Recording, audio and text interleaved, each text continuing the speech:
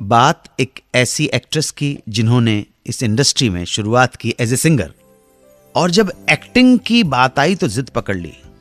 पहली फिल्म करेगी तो सिर्फ दिलीप कुमार के अपोजिट, नहीं तो नहीं करेंगी। ऐसा कड़क फैसला लेने वाली ये सिंगर और एक्ट्रेस थी उमा देवी उर्फ टुनटुन जी। जोरदार तालियां टुनटुन जी के लिए।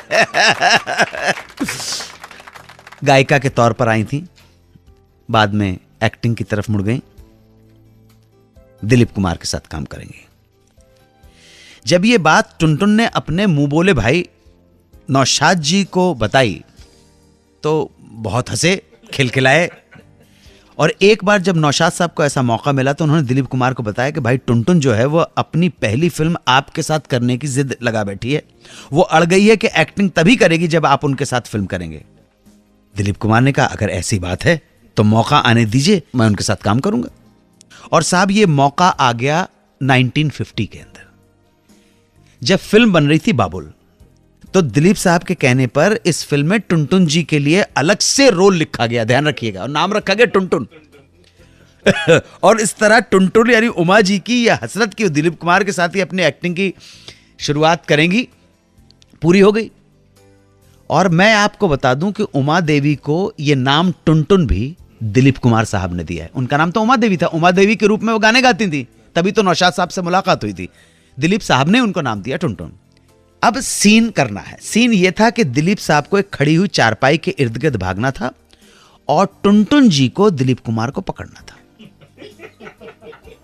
गांव में पली बड़ी टुनटुन, माशाल्लाह कद्दावर टुनटुन, लेकिन मोटी होने के बावजूद फुर्तीली टुनटुन जोश में जब भागना शुरू करती तो दिलीप कुमार को पीछे छोड़ देती और खुद आगे निकल जाती। और डायरेक्टर कहता अरे भाई तुम पीछे रहो। कई बार रिटेक हुआ और उसके बाद फाइनली कुछ इस तरह से सीन हुआ कि टुनटुन भागते भागते दिलीप कुमार को पकड़ती हैं और पकड़कर पीछे खींच लेती हैं। लेकिन इसी खींचातानी में टुनटुन से चारपाई गिर जाती है। जैसे ही चारपाई गिरती है टुनटुन का बैलेंस भी बिगड़ जाता है और वो दिलीप कुमार को लेके जमीन पर गिर जाती हैं।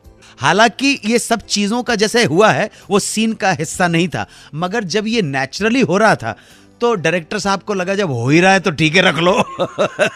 दिलीप कुमार जब अपनी पहली फिल्म कर रहे थे तो इस फिल्म के पहले ही शॉट में उन्हें डांट पड़ी उस फिल्म की हीरोइन से। क्यों, किस बात पर, यह किस्सा क्या था, बस आप सुनते रहें सुहाना सफर विद अन्नू कपूर, सिर्फ 92.7 बिग एफएम पर। 92.7 बिग एफएम पर आप सुन रहे हैं रेडियो का number 1 show Suhana suffer with Annu Kapoor.